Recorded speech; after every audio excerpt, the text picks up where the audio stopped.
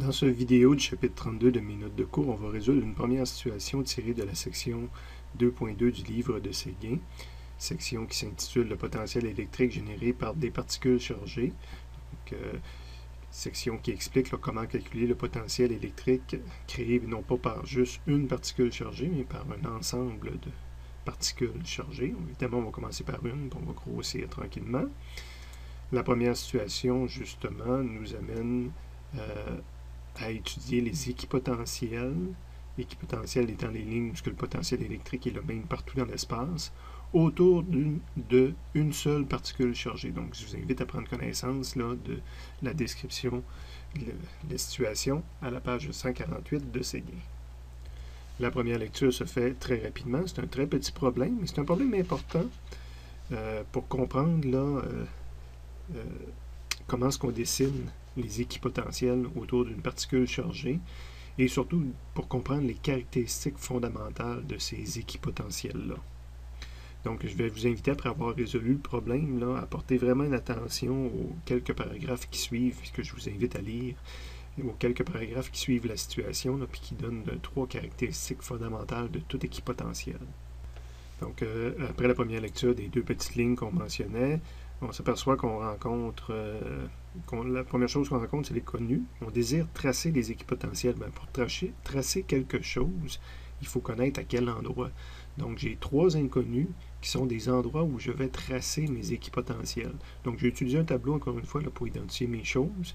Donc là, j'ai 3 choses à trouver, l'indice I. Bien, j'ai 3 distances à trouver de ma particule. À quel endroit je vais tracer les équipotentiels qui correspondent à certains voltages, à certains potentiels électriques que je devrais dire. Donc, la 3e colonne, c'était mes potentiels électriques V1, V2, V3, qui sont égales, par hasard, à 1, 2, 3. Et le dernier chiffre que je rencontre sur les 2 lignes de la situation, c'est de dire, bien, je trace ces équipotentiels-là pour quelle charge? Bien, pour une charge de plus 1 nanocoulomb. Bon, problème pas très compliqué à lire. Ne devrait pas être trop compliqué à dessiner. Quoique, fondamentalement, c'est la première fois que je fais la matière, je vais le trouver compliqué à dessiner. La première chose que je vais dessiner, c'est ma charge. Ça, c'était simple.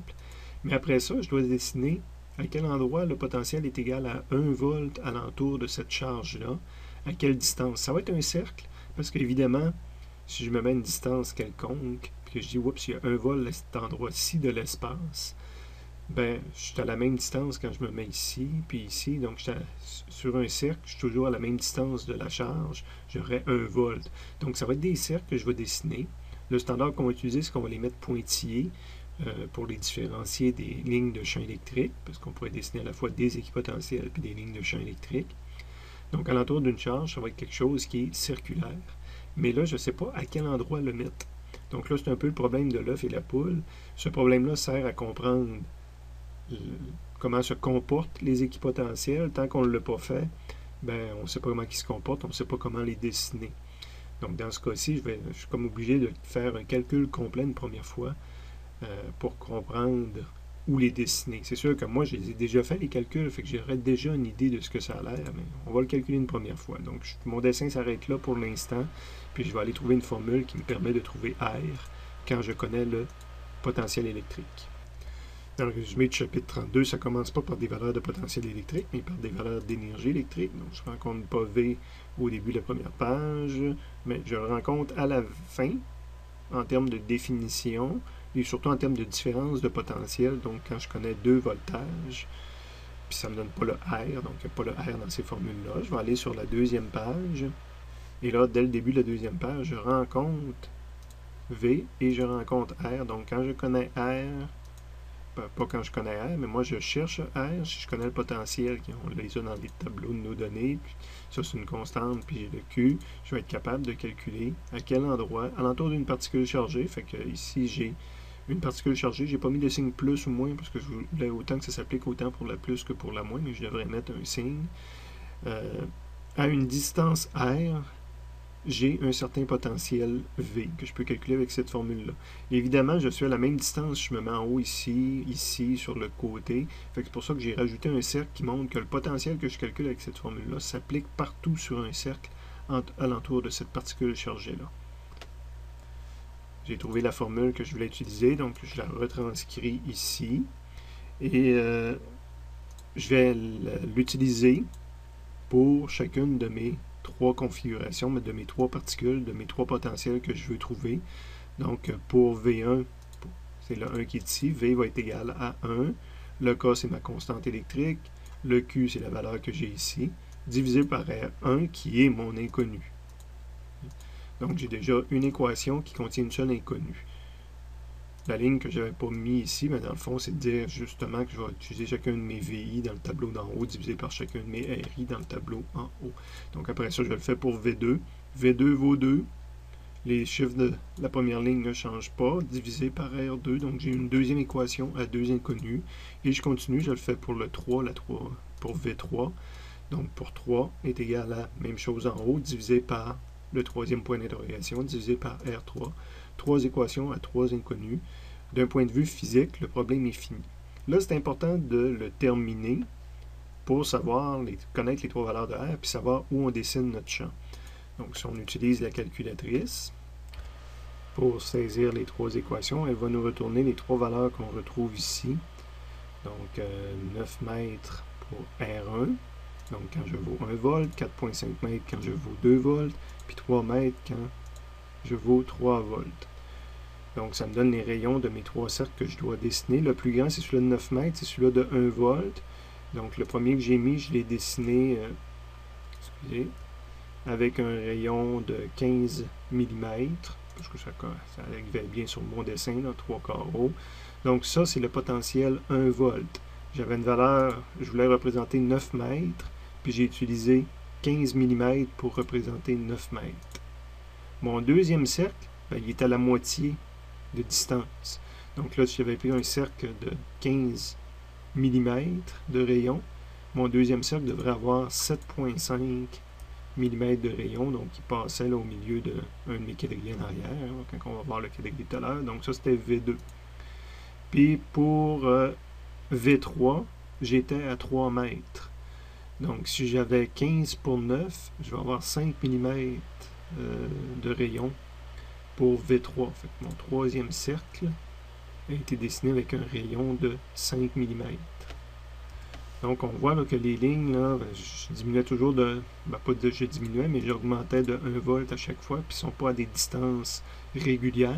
Non, parce que ça se comporte comme 1 sur R. Donc, comme la fonction 1 sur X, on dessinait la fonction 1 sur X, ce n'est pas une droite, donc je n'ai pas un comportement linéaire là, quand je regarde des distances comme ça. D'ailleurs, si je continuerais, j'aurais eu la 4 volts, la 5 volts. On peut se demander qu'est-ce qu'aurait eu les prochaines lignes. J'en ai dessiné quelques autres là, pour vous montrer. Fait que la première ligne qu'on rencontre en continuant vers le centre, là, ça c'est ma 4 volts, ma 5 volts, ma 6 volts. Vous voyez, l'espace entre chacune des lignes diminue tout le temps. À un moment donné, on serait plus capable de les dessiner, puis le voltage continuerait à augmenter. Là. Donc, il y a un comportement comme 1 sur R.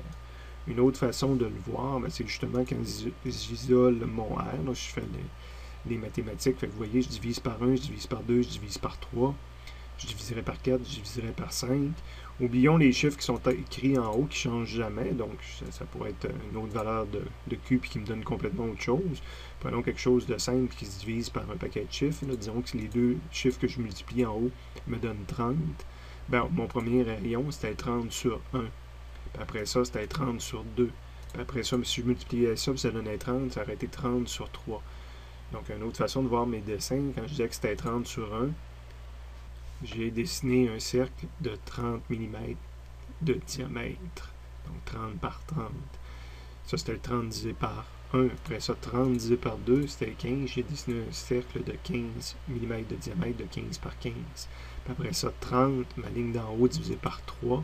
J'ai dessiné un cercle de 10 mm. Puis la prochaine ligne, que je vais peut-être avoir de la misère un peu à attraper, c'est 30 divisé par 4.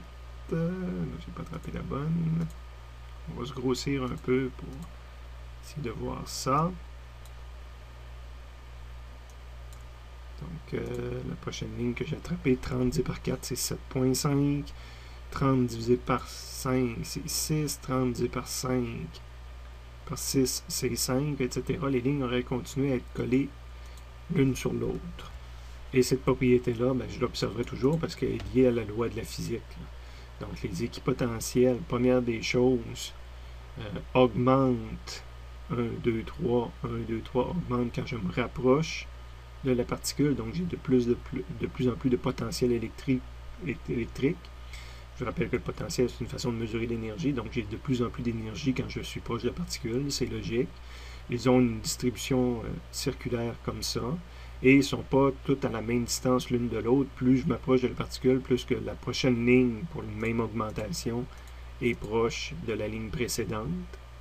Et dernière caractéristique intéressante, si j'ajoute le champ électrique que l'on a déjà vu, puis que pour une particule chargée positive, c'est un champ électrique qui s'éloigne, donc le champ électrique a cette allure-là pour cette particule-là, bien, on voit que le champ électrique traverse toujours perpendiculairement chacune des lignes d'équipotentiel, puis ça, qu'on fasse pour n'importe quelle configuration de charge électrique, c'est une relation qui a toujours été vérifiée. Donc, quand une ligne équipotentielle traverse, pas une ligne équipotentielle, mais quand une ligne de champ électrique traverse une équipotentielle, ça se fait de façon perpendiculaire. Il y a une relation qui existe entre ces deux grandeurs physiques-là. Et quand j'avance sur une ligne de champ électrique, donc avancer, c'est de suivre la flèche du champ électrique, bien, le potentiel électrique diminue. Donc, avancer, c'est partir de quelque part puis de s'en aller vers là. Bien, je pars, par exemple, de V3, je rencontre V2, je rencontre V1. Bien, je rencontre V3, c'était 3, 2, 1.